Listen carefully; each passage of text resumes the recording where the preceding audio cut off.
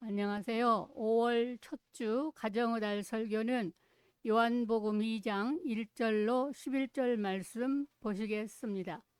사흘째 되던 날 갈릴리 가나에 혼례가 있어 예수의 어머니도 거기 계시고 예수와 그 제자들도 혼례에 청함을 받았더니 포도주가 떨어진지라. 예수의 어머니가 예수에게 이르되 저들에게 포도주가 없다 하니 예수께서 이르시되 여자여 나와 무슨 상관이 있나이까.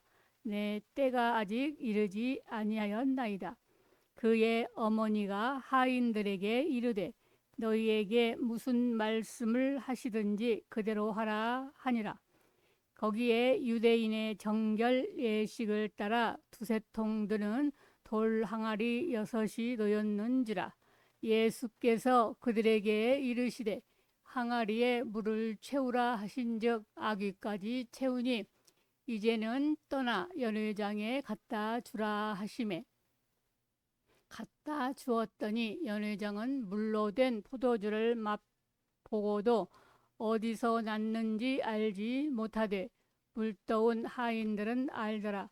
연회장이 신랑을 불러 말하되 사람마다 먼저 좋은 포도주를 내고 취한 후에 낮은 것을 내거늘 그대는 지금까지 좋은 포도주를 두었도다 하니라. 예수께서 이 첫 표적을 갈릴리 가나에서 행하여 그의 영광을 나타내심에 제자들이 그를 믿으니라. 아멘. 사랑하는 여러분, 오늘 우리는 가정이라는 주제를 깊이 묵상하려 합니다. 하나님께서 창조하신 첫 공동체는 교회도 나라나 제도도 아닌 바로 가정이었습니다. 가정은 생명이 태어나고 사랑이 자라며 믿음이 전수되는 가장 거룩한 자리입니다. 그러나 오늘날 우리의 가정은 겉으로는 유지되는 것처럼 보여도 그 속에는 기쁨이 사라지고 사랑이 식어버린 경우가 많습니다. 요한복음 2장에 등장하는 가나의 혼인잔치는 단순한 결혼 이야기가 아닙니다. 그것은 하나님께서 기뻐하시는 가정의 모습, 그리고 무너진 가정이 어떻게 회복될 수 있는지를 보여주는 영적인 메시지입니다. 잔치의 중심에는 기쁨이 있어야 하는데 포도주가 떨어졌다는 것은 가정의 기쁨과 사랑이 끊어진 상태를 상징합니다. 그때 예수님께서 그 자리에 오셨습니다. 예수님이 임하신 그 가정은 다시 기쁨이 회복되고 부족함이 풍성함으로 바뀌었습니다. 이것이 바로 참된 가정 회복의 비밀입니다. 사람의 노력이나 환경의 변화가 아니라 예수 그리스도의 임재가 있을 때 비로소 가정은 새로워집니다. 사랑하는 여러분, 오늘 우리의 가정은 어떠합니까? 혹시 포도주가 떨어진 가정은 아닙니까? 기쁨이 사라지고 형식만 남아 있지는 않습니까? 그렇다면 오늘 이 말씀을 통해 예수님을 다시 우리 가정의 중심에 모셔야 합니다. 오늘 설교를 통해 하나님께서 원하시는 참된 가정이 무엇인지, 그리고 어떻게 우리의 가정이 회복될 수 있는지 함께 은혜를 나누고자 합니다. 우리는 이 진정한 가정 회복을 본문 2장에서 봅니다. 첫째, 예수를 주로 모실 때입니다. 1절로 2절, 사흘째 되던 날 갈릴리 가나에 혼례가 있어 예수의 어머니도 거기 계시고 예수와 그 제자들도 혼례의 청함을 받았더니 가나의 혼인집에 예상보다 많은 손님들이 왔던지 포도주가 떨어졌습니다. 그래서 갑자기 흥겨워야 할 잔치집은 난감한 상태가 되었습니다. 그보다 더 큰 문제점은 청함을 받았다 한 것처럼 거기에 예수님은 주가 아니라 손님이었습니다. 그들은 아직 예수님이 주님이신 것을 몰랐습니다. 예수님의 어머니가 예수님께 저들에게 포도주가 없다 할 때 나와 무슨 상관이 있나이까? 내 때가 아직 이르지 아니하였나이다 하셨는데, 이처럼 예수님을 주님으로 믿거나 높이지 않고 내 뜻대로 산다면 주님은 아무것도 상관하실 수 없는 손님입니다. 그러나 5절에 그 어머니가 하인들에게 이르되 너희에게 무슨 말씀을 하시든지 그대로 하라 한 대로 어머니 마리아의 노력으로 예수님의 이치를 정상으로 바뀌었습니다. 예수님의 말씀이 통하는 자리로 만들었습니다. 이처럼 하나님을 주로 삼고 하나님을 높이고 하나님의 말씀이 존중되며 항상 예배하며 경외할 때 가정에 행복이 옵니다. 평안이 있습니다. 예수를 주로 믿고 늘 예배하는 가정이 정답입니다. 서기 1948년 5월 14일 독립하기까지 방황하며 살아간 민족이 유대민족입니다. 그렇지만 그들이 한순간도 잊지 않고 싸들고 다니던 것이 몇 가지 있습니다. 먼저 유대인들은 흙을 싸들고 다녔습니다. 그들은 나라를 잃지 않으려고 목에 조그만 흙자루를 걸고 다녔습니다. 그리고 죽을 때에는 무덤에 뿌렸습니다. 다음에는 도라, 성경을 가지고 다녔습니다. 도라는 유대인들의 생명과 같았습니다. 그 다음엔 안식일이었습니다. 1900년 동안 나라 잃고 방황했지만 안식일만은 잊지 않았습니다. 그 다음 메시아 신앙을 잊지 않고 상기했습니다. 예수님이 메시아로 오셨는데 그들은 그것도 모르고 지금도 메시아를 기다리고 있습니다. 그런데 또 한 가지 잊지 않았던 것이 있었습니다. 가정이었습니다. 그들은 가정을 최고로 알았습니다. 예를 들면 아들이 군대에 가도 식탁에 아들 숟가락 젓가락을 놓았습니다. 유학 간 자녀 출타 중에 있는 부모도 마찬가지입니다. 그들은 매월 초하루 월삭이면 어디로 흩어졌든지 가족들이 함께 모여 예배 드렸습니다. 그랬기에 유대인들은 1900년 동안 떠돌아다니면서 나라와 집이 없어도 가정을 유지할 수 있었습니다.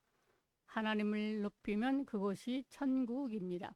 그래서 시편 144편 15절 여호와를 자기 하나님으로 삼는 백성이 복이 있도다 했습니다.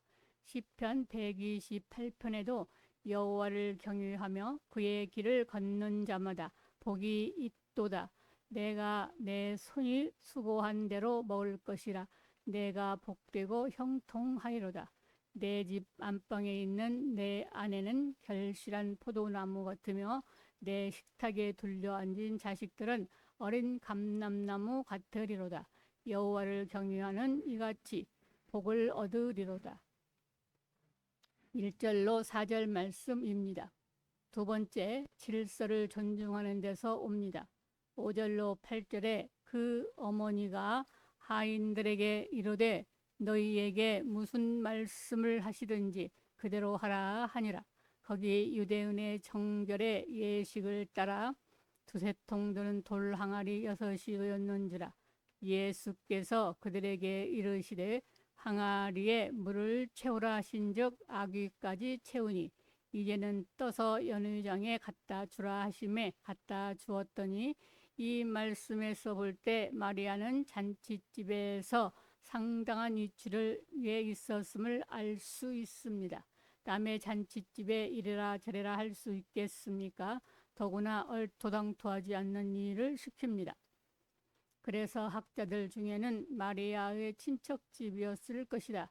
혹은 잔치를 준비하는 한 일원이었을 것이다 추측합니다. 예수님께서 어머니에게 여자여 했는데 이 말씀도 잘 알아야 합니다. 이 여자여의 원문 헬라어 귀나이는 귀네의 존칭 혹격으로 공식해서 왕후를 부를 때 사용하던 존칭입니다.